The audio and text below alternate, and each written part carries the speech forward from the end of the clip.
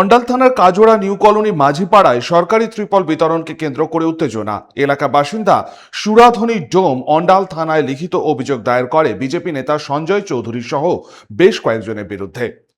তার স্বামীকে মারধর, প্রাণনাশের চেষ্টা এবং তাকে ধাক্কাধাক্কি এবং অশালীল আচরণের অভিযোগ তুলেছেন তিনি।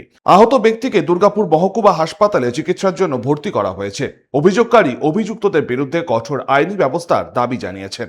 কালকে রাতে সঞ্জয় চৌধুরী ডেকেছে, ডাকার পর ওকে খুব মারধর করে চারজনা মিলে, ওর বাবা সঞ্জয় চৌধুরী, বাবা সঞ্জয় চৌধুরীর ভাই আর রাহুল বলে একটা ছেলে, চারজনা মিলে খুব মারধর করেছে। আজ হসপিটালে ভর্তি করে রেখেছি। কালকে রাতে আমি আমার বাচ্চা নিয়ে, আমি ছোট বাচ্চা নিয়ে আমি কি করে থাকবো? একা আমার বাচ্চার কি হবে, আমার কি হবে?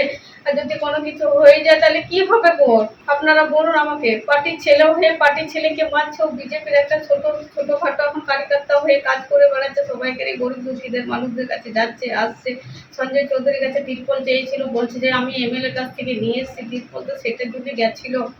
তারপর ওকে মারধর করার পর বলছে যে হ্যাঁ যা, তাকে বলার বলগা, এমএলএ আর বলবন আমার পকেটে আছে, আমার কেউ কিছু করতে পারবে না। অন্যদিকে বিজেপি নেতা সঞ্জয় চৌধুরী সমস্ত অভিযোগ অস্বীকার করে দাবি করেছেন তাকে রাজনৈতিকভাবে ফাঁসানোর চেষ্টা চলছে। তার অভিযোগ, তৃণমূল কংগ্রেসের পক্ষ থেকে পরিকল্পিতভাবে তার বাড়ির আশেপাশে ভিডিওগ্রাফি করিয়ে মিথ্যা মামলায় জড়ানোর চেষ্টা করা হচ্ছে।